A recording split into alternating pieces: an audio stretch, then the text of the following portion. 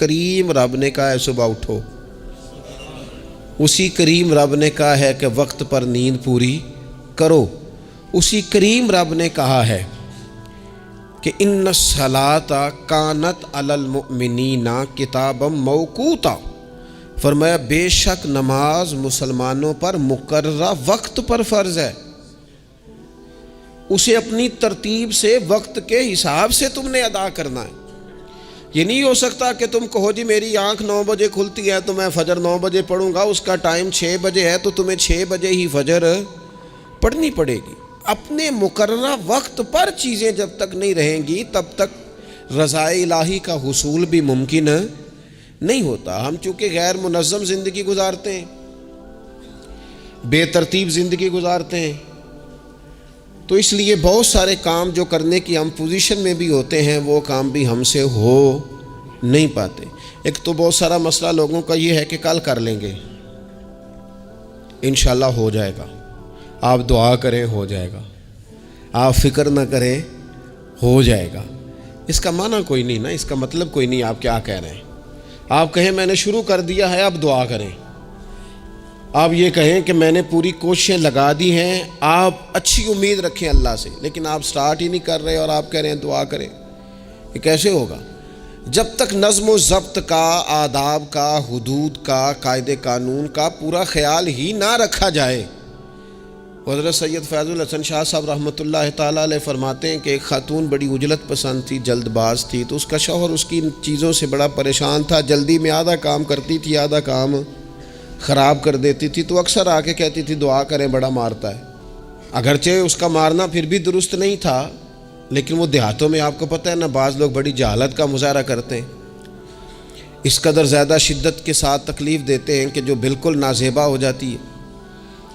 ایک دن اس نے آ کے کہا کہ پیر صاحب کوئی سمجھاؤ بڑا ماردہ ہے، تو آپ نے فرمایا تو سنا ہے بڑی جلد باز ہے، کام نظم و ضبط سے نہیں کرتی۔ کہنے لگی جی دیکھیں جی کیا نظم و ضبط اور کیا معاملہ، کل اس نے مجھے کہا دال پکا دو تو میں نے اس میں گھی بھی ڈالا ہے، مرچیں بھی ڈالی ہیں، پیاز بھی ڈالا ہے، لہسن بھی ڈالا ہے، ہلدی بھی ڈالی ہے، بس ذرا جلدی میں نے دال ہی تو نہیں ڈالی۔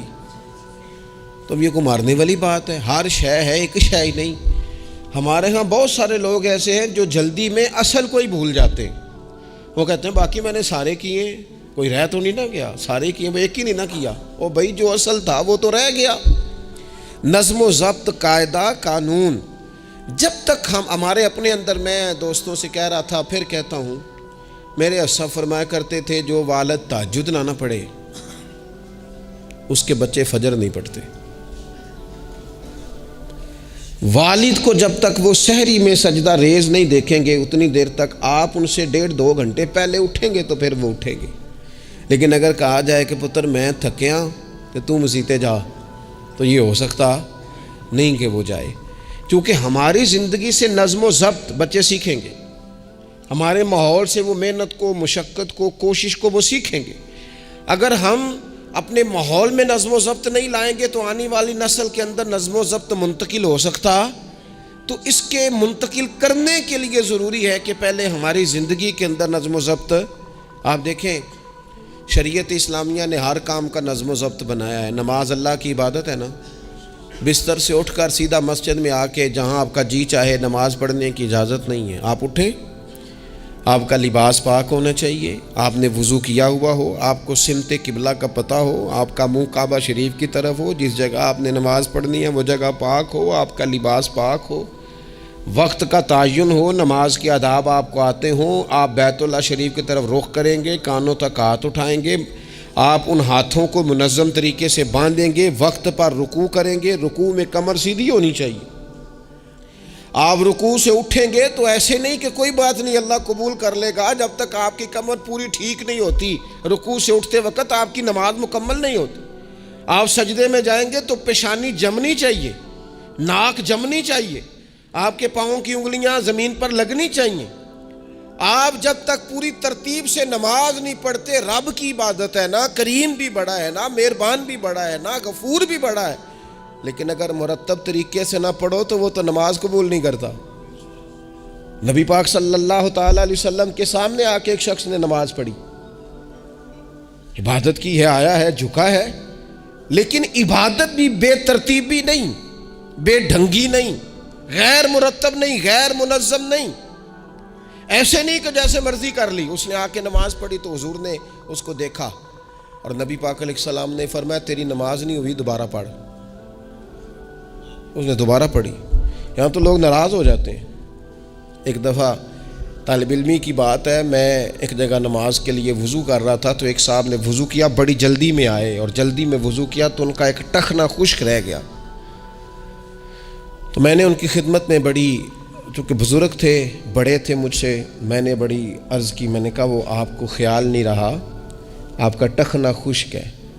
وہ کہتے ہیں مولوی وہ لنگن نہ دے آ جائے، دیکھو کو لنگ نہ جائے. تو سو قبول کرنی کہ اللہ نے. میں نے ان سے کہا آپ کیا کام کرتے ہیں؟ کہنے لگا میں کپڑا بیچتا ہوں. تو میں نے کہا اگر آپ کا 1000 روپے والا گز کپڑا ہو تو کوئی شخص کہ کوئی عرض نہیں، چل مہربانی کر 300 کا دے دیتے ہو. کہنے لگا نہیں جی ترتیب سے ہی بات چلے گی. تو میں نے کہا یہ بھی ذرا ترتیب سے ہی چلے گی. اللہ نے کہا ہے کہ اس طرح کر کے پڑھو تو پھر میں قبول کروں گا. تو اگر وہ رستہ ہی آپ نے اختیار نہیں کیا، نبی پاک علیہ السلام کے سامنے اس نے نماز پڑھی، حضور کے سامنے. نبی پاک رحمت للعالمین ہے نا، حضور سے زیادہ کو پیار کرنے والا تو نہیں نا. نبی پاک نے تو نہیں فرمایا چل میرے سامنے پڑھی ہے تیری قبول ہی قبول ہے. حضور نے فرمایا تیری نماز نہیں ہوئی، دوبارہ پڑھ. اس نے دوبارہ پڑھی. حضور نے فرمایا تیری نماز نہیں ہوئی، دوبارہ پڑھ. اس نے 12 پڑھی، 3 دفعہ پڑھی. پھر حضور کی بارگاہ میں آیا تو نبی پاک علیہ السلام نے فرمایا جب تو رکوع کرے تو صحیح کر کے رکوع کر، جب تو سجدہ کرے تو صحیح کر کے سجدہ کر، اور جب تو قیام میں کھڑا ہو تو ایک منظم طریقے سے کھڑا ہو. فرمایا اس اعتدال، اس نظم و ضبط سے، اس ترتیب سے نماز پڑھ، امید ہے خدا کے فضل پر کہ وہ تیری عبادت کو قبول فرمائے گا. نظم و ضبط ہی نہیں ہے. رمضان شریف کا روزہ بڑا مہربان ہے نا اللہ، اپنے بندوں کو کسی قسم کی کسی مشقت میں مالک ڈالتا نہیں. لا یکلف اللہ نفسا الا وسعہا. لیکن آپ یہ نہیں کہہ سکتے کہ میری آنکھ چونکہ صبح 9 بجے کھلی ہے تو مجھے تھوڑی شریعت گنجائش دے دے کہ میں تھوڑی سی روٹی کھا لوں پھر نہیں کھاؤں گا مغرب تک. یہ گنجائش نہیں ملے گی. نظم و ضبط ہے، ترتیب ہے، اس کا قاعدہ ہے، اس کے اصول ہے، اس کا ضابطہ ہے. سحری میں اٹھیں گے آپ، اگر آپ کی آنکھ نہیں کھلی ہے تو آپ کی اجازت چلی گئی، وقت ختم ہو گیا. آپ بے ترتیب ہوئے، آپ غافل ہوئے، آپ نے کیوں لمبی نیند کی، آپ کیوں وقت پہ نہیں اٹھے. زکوٰۃ ہے، آپ کو ٹائم دیا گیا ہے کہ اضافی رقم آپ کے پاس ہو، آپ کے اخراجات سے زیادہ ہو. کس منظم طریقے سے زکوٰۃ فرض کی گئی ہے، اور یہ وہ نظم و ضبط ہے جس سے بندے کو تکلیف نہیں ہوتی.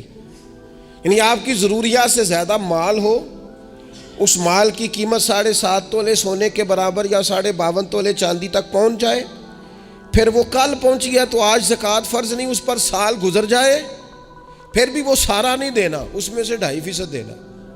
نظم و ضبط سے اللہ تعالیٰ نے توفیق دی نا جب بیت اللہ شریف کا حج کرنے کی. تو میں واپس آیا تو مجھے ایک طالب علم نے پوچھا، اس نے کہا کہ اس کا خیال تھا چونکہ اللہ کے فضل سے ہم خانقاہی لوگ ہیں تو بعض لوگوں کا خیال ہوتا ہے کہ شاید کوئی بہت انوکھی بات اور انفرادی بات ملے گی. تو خانقاہ شریف میں یا طریقت میں یا اہل تصوف میں باتیں انوکھی نہیں ہیں، باتیں روٹین کی ہیں. بس وہ یہ کہتے ہیں کہ ذرا ان کو درد سے ان پر عمل کرو، اپنے دل میں اس کا نفاذ کرو، روح میں اتارو. تو مجھے کہنے لگے آپ نے الحمدللہ حج کر لیا. تو میں نے کہا میں نے حج کیا ہے تو میں نے یہ رزلٹ نکالا ہے کہ حج بندے کو نظم و ضبط سکھاتا ہے، مرتب کرتا ہے انسان کی زندگی کو. آپ کو 8 ذی الحج کی زور پڑھنی ہے، آپ کو ہر صورت میں مینا میں. آپ کو 9 کو ہر صورت زوال سے قبل عرفات میں آپ کو زوال کا وقت میں وہاں پہنچنا چاہیے. آپ کو کچھ نہ کچھ ٹائم وہاں گزارنا ہے.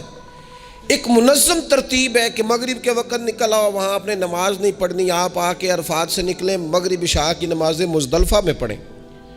آپ کو 10 کی صبح کو جا کے کنکر مارنے ہیں. آپ یہ نہیں کہہ سکتے کہ میں جناب 2 دن پہلے یہ کام ختم کر لوں. مقررہ ٹائم پہ جو 9 ذی الحج کو میدان عرفات میں نہیں جائے گا اس کا حج ہو سکتا، کیونکہ یہ ایک نظم و ضبط ہے، دین نے قاعدہ بنایا ہے. قاعدے کے بغیر آپ یہ کام کر سکتے؟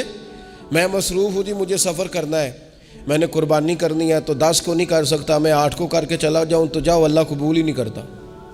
قربانی اپنے ٹائم پہ، مقررہ وقت پر، نظم و ضبط پوری عبادات اسلامیہ میں آپ دیکھ لیں، نظم و ضبط ہے، اصول ہے، قاعدہ ضابطہ ہے۔ وہ ہمارے یہاں کچھ لوگ نا درویشی کی بنیاد پر بھی جہالت پھیلاتے ہیں، وہ کہتے ہیں جی اسی درویش لوگ ہیں جی، ہم کسی نظم و ضبط کے قائل نہیں۔ اس کا کیا معنی ہوا جی؟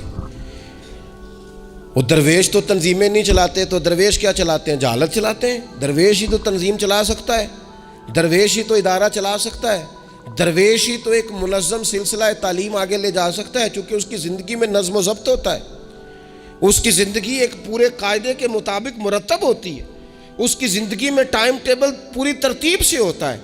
تو یاد رکھیے گا کہ نظم و ضبط ایک حسن ہے۔ آپ دیکھیے شریعت اسلامیہ کس طرح سے ہماری تربیت کرتی ہے۔ شریعت تو کہتی ہے باقی ساری چیزیں تو ایک طرف رہ گئیں، کسی کے گھر بھی جانا ہے تو نظم و ضبط سے جانا ہے۔ آپ کے بھائی کا گھر ہے، آپ کے دوست کا گھر ہے، آپ کا قریبی تعلق ہے، بغیر اجازت جا سکتے ہیں؟ دین نظم سکھاتا ہے۔ قرآن مجید فرقان حمید نے کہا یا ایھا الذین آمنوا لا تدخلوا بیوتا غیر بیوتکم حتی تستأنسوا وتسلموا علی اہلھا۔ کیا کرو؟ اگر کسی کے گھر جاؤ نا تو پہلے جا کے اجازت لو۔ یا ایھا الذین آمنوا، اے ایمان والو۔ کن سے کہا؟ صاحب کسی کے گھر میں داخل ہونا ہے تو پہلے کیا کرنا ہے؟ اجازت لینی ہے، اہل خانہ کو سلام کرنا ہے، اور اگر وہ اجازت نہ دیں تو پھر ان کے گھر میں داخل نبی پاک علیہ السلام 3 دفعہ دستک دیتے تھے، اجازت نہیں ملتی تھی تو لوٹ آتے تھے۔ جھگڑا کیا ہے؟ یہاں عام لوگ ناراض ہو جاتے ہیں، کہتے ہیں میں ملنے گیا سا جی تو مینوں ٹائم ملیا سی، آپ کے ٹائم کا نہیں میں نے خیال کیا۔ جب تک آپ نظم و ضبط نہیں سمجھتے، ترتیب نہیں سمجھتے، آپ دیکھیں نا نبی پاک صلی اللہ تعالی علیہ وسلم کے گھر کھانا تھا صحابہ کا، صحابہ نے کھانا کھا لیا۔ بہت سارے لوگ ایسے ہوتے ہیں جو کھانا کھانے کے بعد بیٹھ جاتے ہیں، شادیوں پہ، بیاہ پہ آپ دیکھتے ہیں گپ شپ لگنے لگتی ہے، وہ دیر تک بیٹھے رہتے ہیں۔ تو وہاں بھی کچھ لوگ بیٹھ گئے، کوئی اچھی گفتگو، کوئی دین کی، کوئی خیر کی بات ہونے لگی۔ نبی پاک علیہ السلام 2-3 دفعہ تشریف لائے، ان کو دیکھا، یا ایھا الذین آمنوا لا ترفعوا اصواتکم فوق صوت النبی ولا تجہروا لہ بالقول۔ نبی پاک صلی اللہ تعالیٰ علیہ وآلہ وسلم کی بارگاہ میں تو آواز اونچی نہیں کرنی، تم نے اس طرح چلا کر بات نہیں کرنی، اس طرح لوگ آپس میں کرتے ہیں۔ دھیما لب و لہجہ، یا ایھا الذین آمنوا لا تقولوا راعینا وقولوا انظرنا، لفظوں کے چناؤ میں احتیاط کرنی۔ وہ دیر تک بیٹھے رہے، بات چیت ہو رہی ہے، حضور 2-1 دفعہ آئے، واپس چلے گئے۔ اللہ تعالیٰ نے قرآن نازل کر دیا، فرمایا میرے محبوب کو تکلیف دیتے ہو؟ جب کھانا کھا چکو تو اٹھو، اب جاؤ، ختم ہو گئی دعوت، ٹائم مکمل ہوا، اب کوئی کام کرنے دو۔ میرے عزیز اپنی زندگی میں یہ ماحول بنائیں، ان چیزوں کو لے کر کے آئیں جو چیزیں ہمارے لیے ضروری ہیں۔ اگر ہم یہ کام نہیں کریں گے تو پھر زندگی میں یا تو ہمارا وجود کسی کے لیے اذیت کا باعث بنے گا، تکلیف کا باعث بنے گا، یا ہمارا لب و لہجہ اس طرح کا ہو جائے گا کہ ہم باوجود محنت کے اس کا کوئی نتیجہ نکال سکیں گے۔ محنت ہو رہی ہے لیکن نظم و ضبط سے نہیں ہو رہی، بے ترتیب ہو رہی ہے، بے تکی ہو رہی ہے، تو بجائے زیادہ مشقت کے نتیجہ تھوڑا آئے گا۔ اس لیے نظم و ضبط اپنی زندگی میں، قاعدہ قانون۔ میرے رسول پاک علیہ الصلاۃ والسلام نہ لوگوں کو قانون توڑنے سے منع کرتے، حضور علیہ الصلاۃ والسلام لوگوں کو اطاعت امیر کا حکم دیتے، امیر کی فرما برداری کی بات سناتے، فرماتے اگر تمہارے اوپر نک کٹا حبشی غلام بھی امیر بنا دیا جائے جو کتاب اللہ کے مطابق تمہیں حکم دے تو اللہ کے محبوب فرماتے ہیں اس کی بات بھی سننا اور اس کی فرما برداری بھی کرنا، پیچھے نہ ہٹنا۔ تم یہ نہ دیکھنا کہ یار یہ تو نک کٹا حبشی غلام ہے اور میں تو معاذ اللہ سے بہتر ہوں، اس کی فرما برداری کرنا، اس لیے کہ نظم و ضبط قائم رہتا ہے جب لوگ قانون کی پابندی کرتے ہیں، اور جب قانون کی پابندی نہیں ہوتی، جہاں قیام عدل نہ ہو وہاں قرار ہو سکتا ہے۔ حضرت عمر جیسے لوگ اگر عدالتوں میں پیش ہو سکتے ہیں، اگر خود رسول پاک علیہ السلام اپنا پیش کرتے ہیں صحابی سے، وہ کہتے ہیں جی آپ نے مجھے چبو دیا ہے صفیں سیدھی کرتے تیر یا نیزہ تو میں بدلہ لوں گا، تو حضور پیش کرتے ہیں اپنا آپ، حالانکہ وہ تو دور محبت تھا، عرض کی حضور کس نے بدلہ لینا تھا، نہ آپ نے کوئی تکلیف دی تھی، یہ تو وجود چومنے کا بہانہ تھا۔ لیکن نبی کریم علیہ الصلوۃ والسلام نے جو ہمارے سامنے اسوہ رکھا ہے، اس میں یہ ہے کہ یہ نظم اس طرح کا ہونا چاہیے کہ کوئی شخص بھی قاعدے قانون سے بالا تر.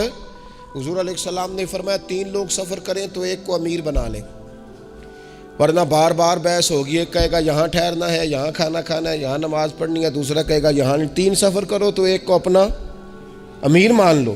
نظم و ضبط سے زندگی گزارو، مرتب کر کے زندگی. ہمارے ہاں یہ ہوتا ہے کہ نظم و ضبط نہیں ہوتا. ہمیں اپنے کام سے زیادہ نا دوسروں کے کام کا پتہ ہوتا ہے، اپنے مدرسے سے زیادہ دوسرے مدرسے کا پتہ ہوتا ہے، اپنے کالج سے زیادہ دوسرے کالج کی معلومات ہوتی ہے. ہم کیا کرتے ہیں؟ ہم اپنے کام سے زیادہ دوسرے کے کام میں ٹانگ اڑاتے ہیں، نظم و ضبط گڑبڑ ہو جاتا ہے، ایک دوسرے کے کام میں مداخلت کرتے ہیں. اپنا کام مرتب طریقے سے کیا جائے. جس نظم میں جس جگہ ہمیں ڈیوٹی دی گئی ہے ہم اس ڈیوٹی کے پابند ہیں، ہم اس کو پورے غور سے کریں، پوری توجہ سے کریں، پورے انہماک کے ساتھ کریں. اپنے کام پر ہم جب تک توجہ دیتے ہیں تو کام ٹھیک رہتا ہے. اسی طریقے سے رسول پاک صلی اللہ تعالی علیہ وسلم نا گھر کے باہر بھی پورے نظم و ضبط کے قائل تھے، پوری ترتیب. آپ دیکھیں حضور صفوں کا درست ہونا بڑا پسند کرتے تھے. نماز ہی پڑھنی ہے نا، کھڑے ہو گئے ہیں نا، لیکن حضور نے دعا دی، فرمایا صفیں سیدھی کرو، اللہ تمہارے دل بھی سیدھے کر دے گا. حضور نماز کی جماعت سے پہلے اعلان کرتے بھئی اپنی صفوں کو درست کر لو. حضور پسند کرتے کہ بالکل اس طرح مرتب ہو کے لوگ نماز پڑھیں. کوئی چیز بھی غیر مرتب، یہاں جناب کوئی شخص بھی قطار میں لگنے کو تیار نہیں، باری کا انتظار کرنے کو تیار نہیں ہے. بینک میں ہمیں ذرا پہلے بلا لیے گئے تو ہم کہتے ہیں اللہ نے بڑی عزت دیتی ہے. اور پھر کچھ پروٹوکول تو بے جا ہے، سوائے تکلیف کے اور کچھ دیتے. میں نے جنازوں پہ دیکھا ہے، کسی عالم کا جنازہ پڑا ہے، کسی بڑے آدمی کا، تو وہاں 15 لوگ ہوتے ہیں ٹوٹل جو جنازہ نہیں پڑھنے دیتے. وہ گھسے ہوتے ہیں آگے، میں نے چہرہ دیکھنا ہے، میں نے اگلی صف میں کھڑے ہونا ہے. یہی حال محافل میں ہوتا ہے. نظم و ضبط پیدا کریں، کسی چیز کو بے ترتیب نہ کریں، کوئی کام بھی بے ڈھنگا نہ ہو. نبی اکرم صلی اللہ تعالی علیہ وسلم کی مجلس مبارک میں جب کوئی شخص آتا تھا نا تو حضرت ابو بکر صدیق اسے سائڈ پہ لے جاتے تھے. کہتے تھے تمہیں پتہ ہے اللہ کا قرآن کہتا ہے حضور کے سامنے آواز اونچی نہیں کرنی. اسے پہلے آداب مجلس سکھاتے تھے، نظم و ضبط سکھاتے تھے، حضور کی بارگاہ میں حاضری کا طریقہ سکھاتے تھے، پھر نبی پاک صلی اللہ تعالی علیہ وسلم کی بارگاہ میں پیش کرتے تھے. ہمارے بے صبرے ہو جانے کی بڑی وجہ بھی یہ ہے کہ نظم و ضبط نہیں. ہمارے جلد باز ہو جانے کی وجہ یہ ہے کہ نظم و ضبط نہیں. ہماری طبیعت جو بہت زیادہ ڈسٹرب ہو جاتی ہے، ذہنی الجھاؤ پیدا ہوتا ہے، اس کی وجہ بھی یہ ہے کہ نظم و ضبط نہیں ہے. ہم بعض چیزوں میں اتنے زیادہ تلخ ہو جاتے ہیں، اور تلخی کی وجہ سے یہ بنتی ہے کہ مزاج میں کوئی نظم و ضبط، کسی باری کا انتظار نہیں، کوئی ٹھہراؤ نہیں، کوئی گنجائش نہیں. ماحول میں نظم و ضبط پیدا کریں، زندگی میں نظم و ضبط پیدا کریں، اپنے بچوں میں نظم و ضبط لائیں، اپنے اداروں کے اندر نظم و ضبط پیدا کریں، اور پھر حوصلہ رکھیں، ہمت رکھیں، تحمل مزاجی پیدا کریں. نبی اکرم صلی اللہ تعالی علیہ وسلم نے نا اپنے گھر میں اپنے ٹائم کو 3 حصوں میں تقسیم کیا تھا. ہم گھر کے اندر جاتے ہیں اپنا ٹائم تقسیم نہیں کرتے. یہاں تو کوئی بندہ مطالبہ کرتا ہے تو ڈانٹ کے چپ کرانے کی کوشش کرتے ہیں، تھکا ہوا ہوں خبردار بات نہ کرنا. آپ نے چپ کرا دیا، چپ کرانے سے بغاوت پیدا ہوتی ہے، نفرت جنم لیتی ہے. یہاں چپ کرا دیتے ہیں، یا اگر ہم کوئی بات کرتے ہیں تو وہ کوشش کرتے ہیں کہ اس وقت جان چھوٹے، یہ دن گزرے کل دیکھیں گے. اس سے کیا ہوتا ہے، اس سے جو شخص آپ کے سامنے بیٹھا ہے اس کی امید ٹوٹتی ہے. وہ کہتا ہے یار یہ کیا معاملہ ہے. بچوں کی امیدیں ٹوٹتی ہیں، گھر والوں کی امیدیں ٹوٹتی ہیں کہ یار یہ تو جان چھڑا رہے ہیں. نبی اکرم صلی اللہ تعالی علیہ وسلم جب گھر تشریف لے جاتے تھے تو حضور اپنے وقت کو 3 حصوں میں تقسیم کرتے. ایک حصہ پورا ٹائم رسول پاک گھر والوں کو دیتے، ان کی بات سنتے. بلکہ حضرت عائشہ صدیقہ فرماتی ہیں جب تک گھر میں رہتے کوئی نہ کوئی گھر کا کام ہی کرتے رہتے. حضور ٹائم دیتے. ایک حصہ یہ. دوسرا حصہ ٹائم کا نبی پاک صلی اللہ تعالی علیہ وسلم نے آرام کے لیے رکھا ہوا تھا. حضور آرام کرتے، لیٹتے، باقاعدہ حضور علیہ الصلاۃ والسلام اپنے وجود اطہر کو بستر کے اوپر رکھتے، آرام فرما ہوتے، صحیح معنوں میں آرام کرتے. اور تیسرا حصہ نبی پاک علیہ السلام نے عبادت کے لیے رکھا ہوا. گھر والوں کا کام کاج کیا، عشاء ہوئی، آرام کیا، پھر تہجد کا ٹائم ہوا تو حضور عبادت کے لیے اٹھ کے کھڑے ہو گئے. یہ گھر کے اندر، مسجد میں نہیں. مسجد کا تو جو عبادت کا ماحول ہے نماز کا وہ الگ ہے. گھر کے اندر اس بات کو اچھی طرح سمجھ لیں کہ گھر کے اندر جب آپ جائیں، اب تو بڑوں کی شکایتیں آنے لگی ہیں، پہلے بچوں کی آتی تھی.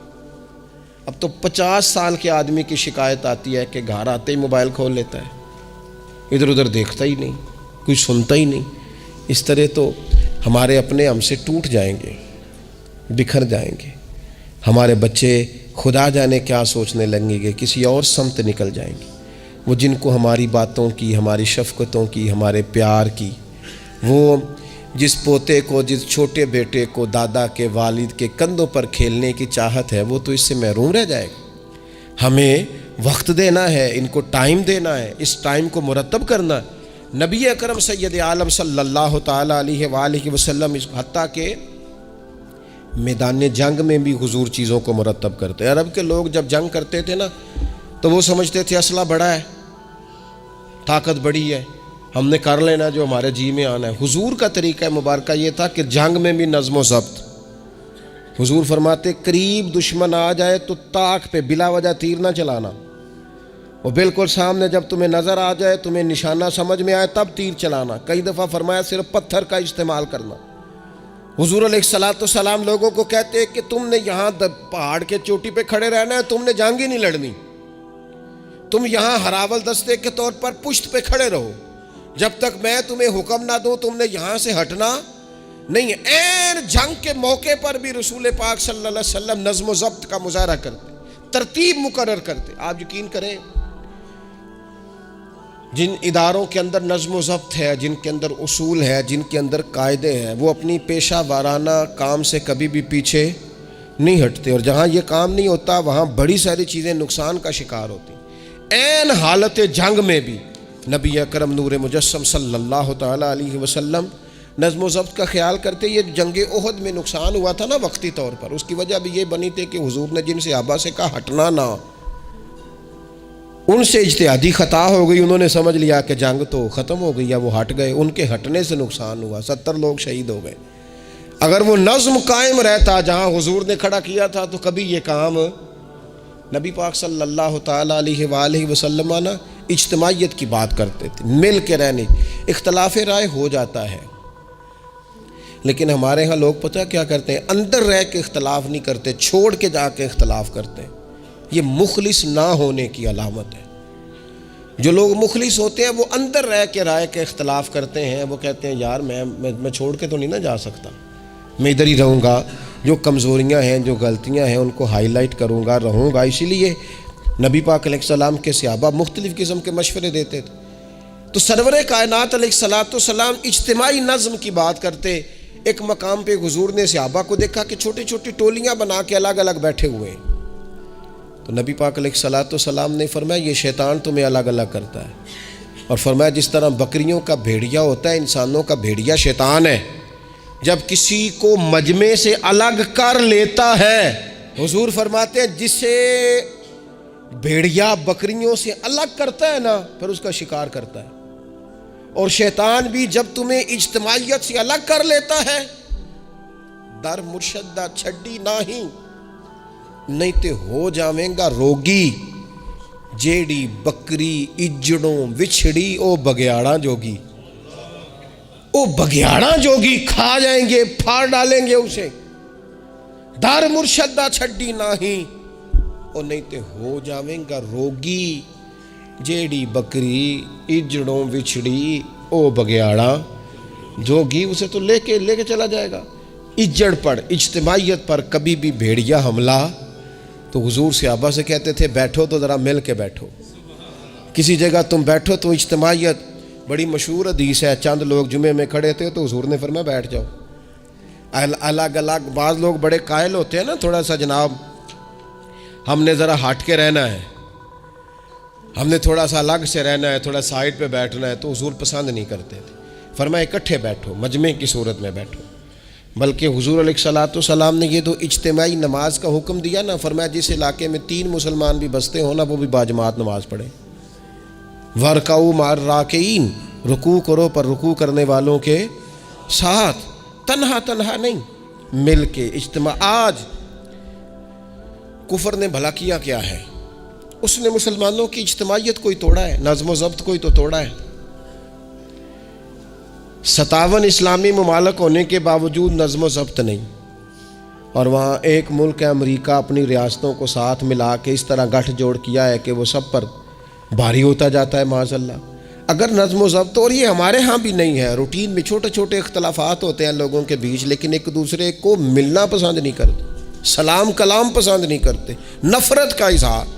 تو جب گلی محلوں میں نظم و ضبط نہیں، ٹولیاں بنی ہوئی ہیں، گروہ بنے ہوئے ہیں، چھوٹی چھوٹی باتوں میں لوگوں نے الگ الگ ماحول بنا دیا ہے، بلکہ بعض لوگ تو باقاعدہ بڑے ماہر ہوتے ہیں خاندان میں لڑائی کیسے کرانی ہے، محلے میں فساد کیسے ڈلوانا ہے، لوگوں کو کس طرح کر کے توڑنا ہے، کیا ایسا کام کرنا ہے جس سے کہ لوگ زیادہ سے زیادہ ٹوٹ جائیں۔